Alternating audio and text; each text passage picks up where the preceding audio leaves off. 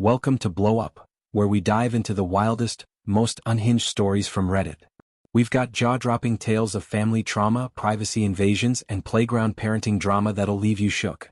Are these Redditors in the right, or did they go too far? Grab a drink, hit that like button, and let's get into the madness. I gave birth to my first kid when I was 13 and my second when I was 14. Neither of those pregnancies were my choice, and I did not choose to carry to term. They were the result of a family friend getting to do whatever he wanted to me and my abusive parents refusing to let me abort. They talked about the pregnancies being punishments for trying to defy what their friend wanted from me. I had always been physically abused by my parents, but once I was pregnant for the first time, the abuse became a daily occurrence. I only got free a few months after my 18th birthday because parents were both arrested and what happened to me came to light. I told everyone who spoke to me that I did not want to raise the kids. There were attempts to help me keep them, but even though I did what I could to keep them alive, I never bonded with them. I didn't have motherly love for them. I'd done the best with what I had, but that wasn't good, and I knew it even back then. Not only because of my lack of love or bond, but I was also very messed up. So my kids went into the foster care system and I terminated my parental rights to them. For another 4 or 5 years I lived pretty badly.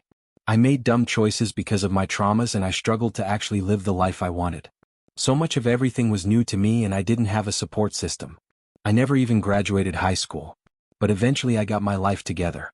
It wasn't easy and I have needed so much therapy. I still go to therapy. And I'm still a work in progress. I think given my past I always will be.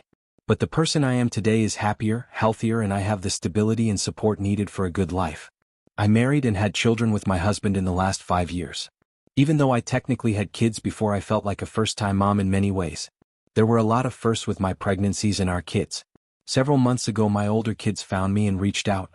They had questions which I did my best to answer, but a lot of them I could not. I don't know medical history or all that much family history or info on their father. It was difficult, and I spoke to my therapist a lot in that time. Trying to explain how they came to exist was the worst part, and I leaned on my therapist a lot to help me explain it without burdening them with my feelings. Even though both are technically adults now, it wasn't an easy discussion. Through all of it I did have to be honest about not wanting a relationship. The younger kid accepted this. The oldest? They have reacted very differently. They feel I owe both a relationship and that it doesn't matter what I went through, that I am their mother and should act like it. There was also a demand that I apologize for marrying and having more kids when I let them grow up in foster care. I was told I was the adult in the family even at 13 and 14, and I should never have blamed them or denied them my life because of it. The oldest pushed on this so much that I had to block them. But I know this isn't either of their faults, and I know there are people who can love their kids who were in my circumstances. The fact I didn't apologize has played on my mind. I'm not apologetic for what I did. But I still feel like I could be an asshole for that and for not doing it for the sake of the kid I gave birth to. Demanding an apology for her living her life after surviving that nightmare? Oldest kid needs a reality check, not a mom guilt trip. Would you have apologized to keep the peace, or stood firm like she did? Have you ever faced pressure to reconnect with a estranged family? Share below. From foster care fallout to family burial feuds. My husband died very recently after almost 17 years of marriage. He didn't have his wishes written down anywhere, but we had talked about it in passing one time, and he had mentioned wanting to be with his baby girl and his late wife. After he died, that came back to me when I realized he hadn't left any written wishes. My husband's son, 31, wanted him buried with his mother and sister. My kids, 22 and 24, who my husband took on as his own because their own father is dead and was not a good person, were upset by the idea. They loved my husband. To them he was their dad. And I know he loved them and thought of them as his own kids too. They wanted a family grave, so there was the potential for us to be with him one day. They struggled with the idea of him going in with the family he lost. But I knew my husband would have wanted it. I knew that was his wish even if he hadn't stated it in a significant amount of time. So I made the decision to bury him with them. My kids were very upset by this, and my sister is angry. She feels like I took my husband's son's side over my kids. She said it was especially frustrating because we'll never see him again now that my husband is dead. His son was never very happy about mine or my kids' presence in his and his dad's life. I did try, and I love him, but I think I always knew deep down that my husband going first would be the end of any contact between us. That's difficult, but I knew. The problem is with my kids upset and my sister angry with me, I'm a mess of emotions and undecided on my choice. I'm questioning if I could have handled this better. Choosing the late wife and daughter over a family plot? Tough call, but honoring his wishes beats a graveyard family reunion drama. Would you have honored his wishes like she did, or gone with the family grave idea? Have you ever had to make a tough call like this? Share below. From burial disputes to privacy invasions. I, 28F, have been journaling after my therapist recommended it.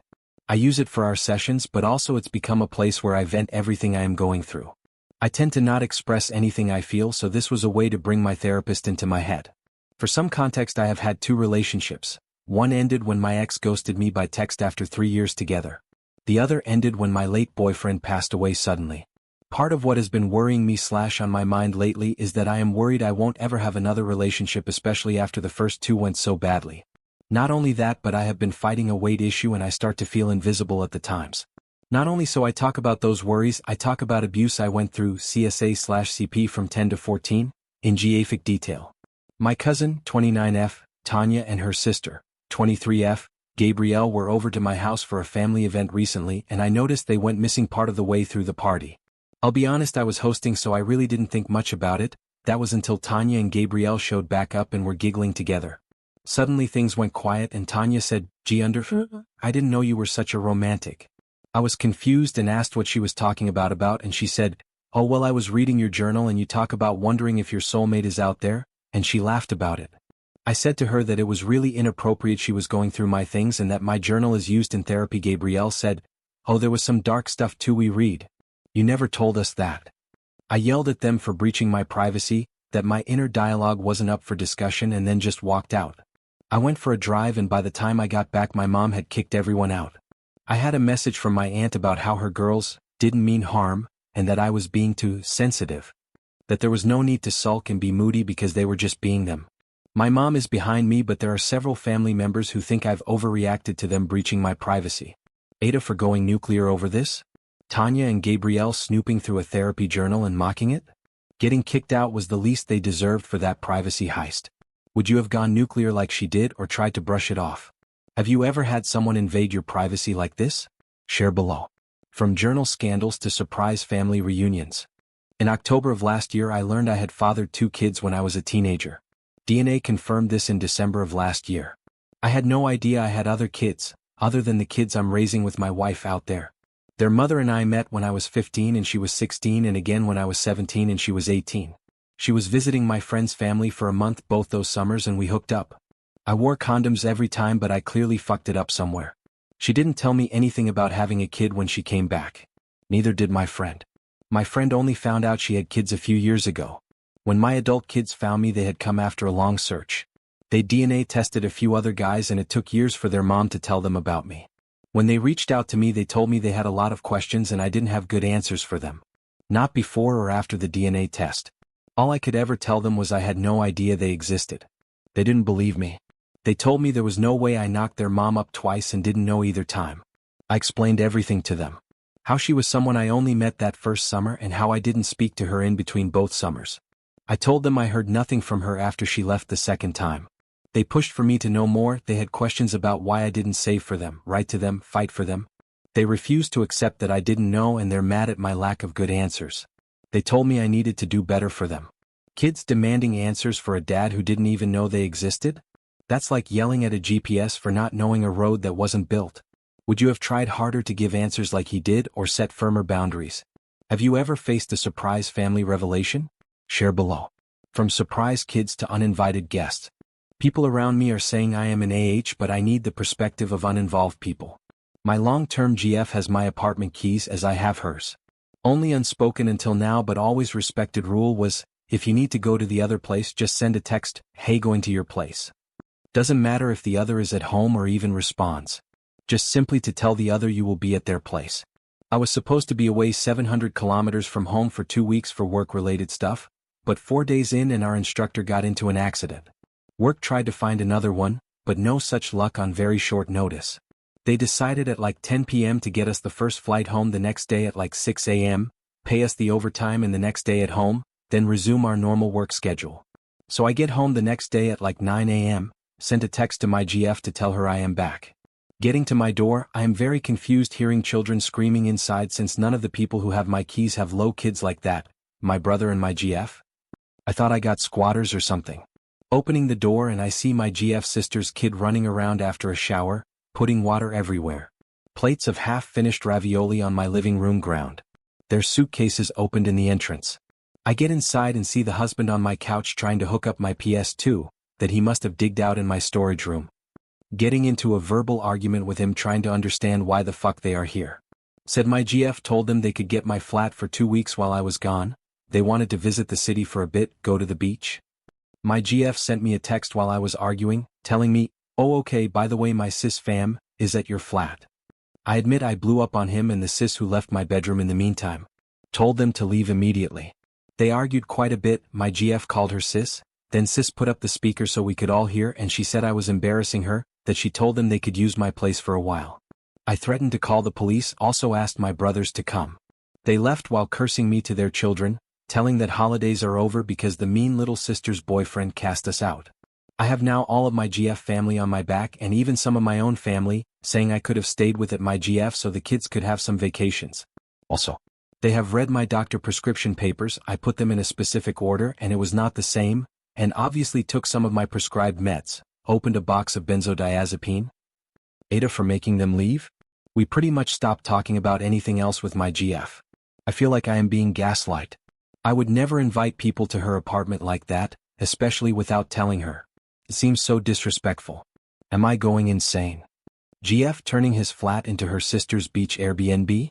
Kicking out the ravioli dropping, med-stealing crew was the only sane move. Would you have kicked them out like he did or let them stay for the kids' sake? Have you ever had someone invade your space like this? Share below. From apartment chaos to neighborly nonsense. Our next story is about a thrift store find that sparked a backyard showdown. Was this response too much? Let's dig in. I honestly have no words. I, 27, just bought my house in July 2024. We have learned that most of the neighbors are all old as hell. I think these neighbors are 60s plus, and are very nosy and worry that young families are moving into the neighborhood in recent years. They will just walk up to you and tell you this. I have been shopping thrift and estate sales to furnish this cute house. This morning, I came home from an estate sale with a beautiful wing-backed rocking chair. It needs to be reupholstered as the leather that was on it is in terrible condition and the previous owner started pulling it off. I'm unloading it from the bed of my truck when neighbor Carol sticks her giraffe neck over the fence and starts squawking about how beautiful it is. I said thanks, I got it at an estate sale for $10. This triggered the parasites in her brain and she, I shit you not, teleported over to the truck. She starts going off about how much she needs a chair to rock her grandkids to sleep in and how much she would appreciate it if it was hers. I told her I got it for my future babies to be rocked to sleep in and that it still needs lots of work before it can be used. Mind you, this chair is large and she is very small. This is when she starts offering me money, $15, because it's more than what you paid for it, then telling me I don't need it because I don't have kids yet and her grandkids are only little for so long. After firmly telling her I wasn't interested in selling it, she offered me $20. I was standing in the bed of the truck looking down at her on the driveway and firmly said, "No, Carol, I'm really not interested in selling this. Please go home." And pointed to her side of the fence. Apparently this was shouting at her and being aggressive. She ran home and later in the day her husband said something to my husband as he was getting home from a game. Telling him I, spoke to her like a dog, and was being a nasty neighbor, and that my husband needs to straighten me out. Are my neighbors nuts? Was I that rude to her? I tried to attach a photo of the chair but I can't attach it on this community. I meant no offense when I said, old as hell.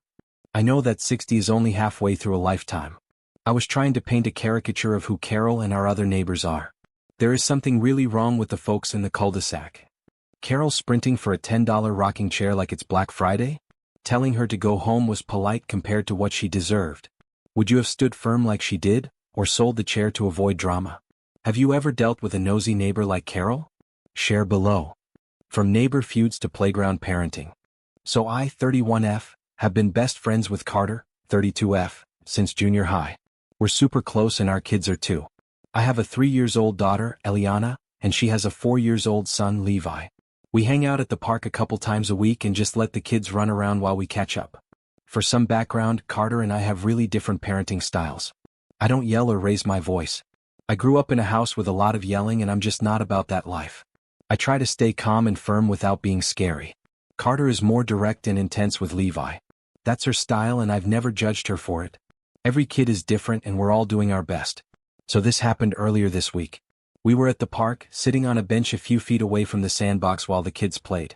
We were talking about Eliana's birthday when suddenly I heard Eliana scream crying. I jumped up and went over to check on her. She was holding her head and told me Levi had thrown a bucket at her. I pulled her hand away from her head to see if there was a cut or a bruise, but she was fine. I got down to Levi's level and asked what happened. He said Eliana wasn't letting him have a turn, so he threw the bucket at her. I told him calmly that it wasn't okay to throw things and asked him to apologize, which he did. Then I told Eliana that she needs to share and take turns and asked her to say sorry too. They both apologized, gave each other a hug, and I asked if they could play nicely now. They both said yes and seemed fine. I went back to the bench and Carter asked what happened. I told her and she immediately gave me attitude and said, "I don't appreciate you parenting my child." I said, "I wasn't parenting Levi. It's not okay that he threw a bucket at her. It's not okay he throws anything at anyone." She rolled her eyes. "He's a boy. Boys will be boys." I got kind of defensive and said, "Boys will be boys isn't an excuse or a pass to hurt someone else." At that point I was over it. I walked over the kids, picked Eliana up and told her to say bye to Levi, grabbed our stuff and we left. Later that night I told my husband what happened. He agreed with me and said I wasn't wrong for stepping in, but he also said maybe I shouldn't have corrected Levi myself and should have called Carter over instead. He suggested inviting her over to smooth things out. We kind of agreed to disagree on that. I really don't think I scolded him. I stayed calm and just dealt with what was happening right in front of me. I did what I thought was right in the moment. And honestly, I don't see a problem with how I handled it. So, AITA? Update? First off, I want to thank everyone for their input, kind words and some wake-up calls. It gave me a lot to think about before I attempted to call and mend things with Carter because I was still feeling very upset. I got the chance to speak with Carter and explain to her that the way that things went down and the words exchanged could have been prevented on both sides. I explained to her that me trying to resolve the issue between Elle and Levi wasn't meant to come off like I was undermining her parenting or anything of that sort. I also explained that when she gave me an attitude about not parenting her child and then defending myself, I was met with an attitude and dismissed with, "Boys will be boys," that really hurt me a lot. I made her understand how hurtful that phrase is and how it sounds like an excuse for her son's behavior because to me boys being boys are boys getting dirty, finding bugs and being rambunctious, not physical with another child. She agreed and apologized for the way she handled it. She said she should have got up to check on the situation instead of just sitting there. I told her that we may not see eye to eye in every parenting situation, but we're always on each other's side when it comes to our babies. I always want the best for you and Levi. I also apologized for getting up and leaving without talking about it. I should have stayed and talked with her about it, but her attitude made me upset and for the sake of her head not meeting with a bucket, I left. We're okay now and things have been smoothed over. I forgive but I don't forget. I think this is also a wake-up call for her as well. I hope she really understands her words and attitude have actions. For the time being I'll have some outdoor time with Elle until I'm feeling ready to meet back with Carter and Levi. Thank you again everyone. Carter's "boys will be boys" excuse for a bucket to the head? Mom stepping in with calm vibes was the sandbox superhero move. Would you have handled the kid like she did or called the other mom over? Have you ever clashed with a friend over parenting? Share below. From foster care confrontations to journal snoops and park parenting drama, these Reddit stories were a roller coaster. Who was the most justified, or the most savage? Drop your vote in the comments. Got your own Reddit chaos? Share it below. I'm obsessed. Smash that like button, subscribe to blow up, and ring the bell for more wild stories. Thanks for watching. See you next time.